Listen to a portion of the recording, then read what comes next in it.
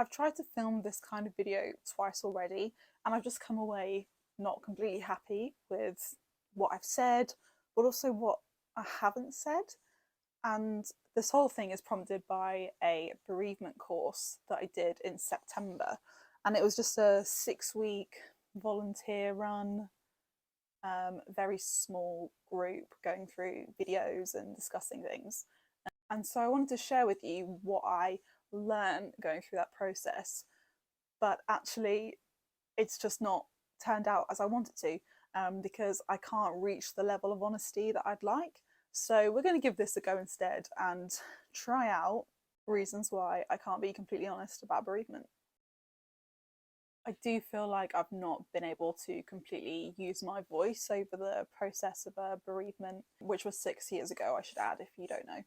I just have significant memories of conversations with close people saying things like, I'm really upset because this person said this about my dad's passing, and that was really hurtful because they're wrong. And I'm sat there thinking, well, actually, I can understand why what they said wasn't worded very nicely, or why you feel it wasn't worded nicely, but actually, I agree with them. I think what they said is right. But I'm not going to say that to you because you've just told me that what they said has hurt you. So it was really nice going to the bereavement course because there was no one there who was connected to the loss that I've experienced. So I felt like I could just show up as me and give my complete biased point of view without upsetting anyone else. And that was what I was there and I was meant to do. And honestly, I found that really confusing and bizarre, and that was hard to get used to. But it was great. Secondly, is speaking ill of the dead. And I think there are people out there who can find that really upsetting to hear you say something negative or even something just kind of neutral about someone who's not here to defend themselves anymore. So I think that can definitely limit the people that you can be totally honest with about stuff. And I would worry that I would say one thing that was a slightly negative thing, and then people would generalize my whole opinion of that person to think that that's all I thought of them. And I feel like there's then pressure to say, oh, but there's obviously this good stuff and blah blah blah, and like when that's obvious to you, you know that, but you have to go through those hoops of trying to clarify that you're not saying they were an awful person, you're just trying to say one small thing, and it just becomes a lot about social cues and how you're going to be received by the other person, instead of feeling like you can just really freely speak and not worry about how that's going to be generalized. And ultimately, I just find that if you feel pressure to only speak well of someone who's passed, then that can very easily just stunt your own closure and healing of the situation. And this can also be really affected by who's had the same experiences as you. So I'd be more likely to be truthful with someone about the really difficult things about your relationship with the person who's passed, with people who also felt that and were there for the same kind of situations and things that have happened. Whereas with someone else who's been more on the outside and wouldn't have seen that, I think that would be more difficult for them to understand or to hear. And so again, that kind of limits the people that it would be helpful to share those difficult things with. The third reason would be fitting into a role. So at the time of losing my dad, for me, I was volunteering and learning how to be a youth and sometimes kids worker. So a lot of my day-to-day living was trying to be a role model for younger people. And so when you experience something that is so personal and upsetting, like a bereavement, it's hard to switch out of that mindset and kind of tell yourself that you're allowed to drop that role. Like, naturally for me, I was thinking, well, I'm a youth worker and I'm trying to be a role model for younger people, so how do I be a youth worker and a role model in this situation? So sometimes it doesn't always feel like there's space to say, I'm a human being who's navigating loss and that's my role now.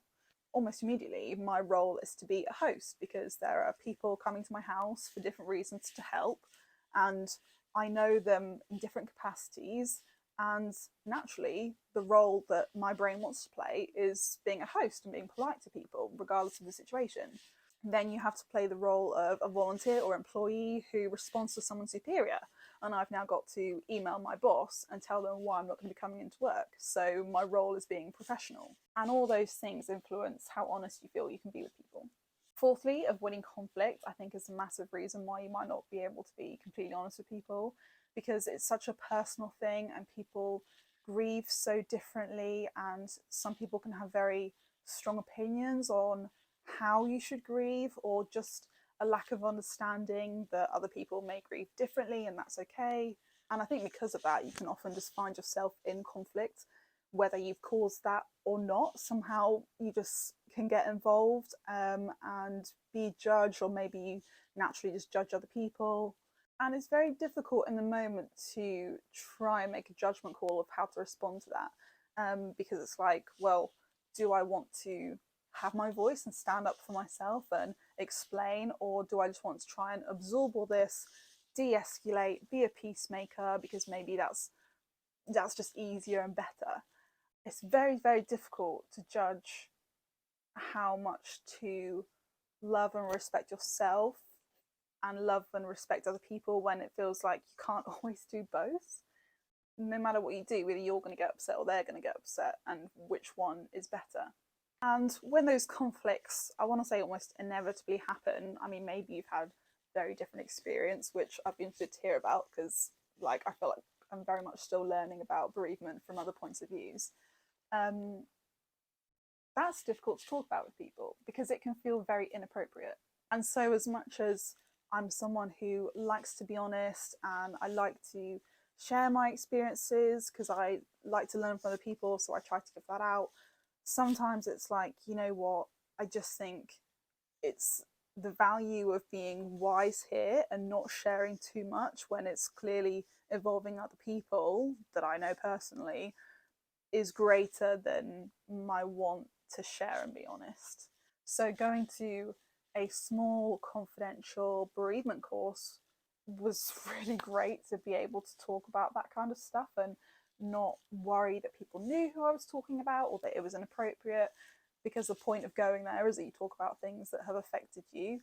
And the bereavement isn't always just about the person that you lost. Sometimes it's about things that happened afterwards and your relationships with other people because of the bereavement. Lastly, it's hard to be completely honest because sometimes it feels like it's just not worth confronting someone who's upset you when you think that they did that really unintentionally. So I decided it's not worth speaking up to the photographer at the wedding fair who's shown me his portfolio and saying, look, I take these photos of the father's first look at the bride, even though that absolutely cut me like a knife. Sometimes it's not worth saying to someone else, the way that you're coping with this is painful for me. Or maybe it is appropriate. I don't know. How do you judge that? Especially if you think having that conversation could then cause a conflict before you get to an agreement. How do you judge if it's worth going through that? And all of this stuff can just make bereavement a really lonely process. And now, as a 26-year-old rather than a 19-year-old, I reflect on the way that I approach things and, you know, consider, do I regret acting as I did? Should I have been more outspoken? Should I have healed over certain things now that maybe are still upsetting me?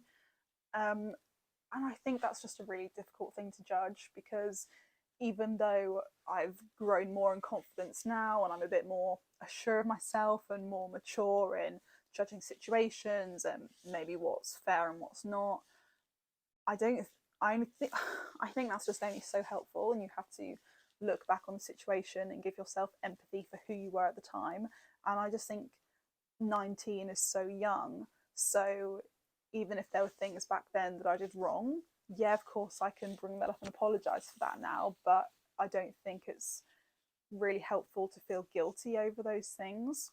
And equally, where there are things where I think that I was maybe too self-sacrificial and I absorbed things that weren't fair, I just think bereavement is one of those things where it's full of choices, and it kind of feels like whatever choice you make in something has a cost, whether that's to you or someone else.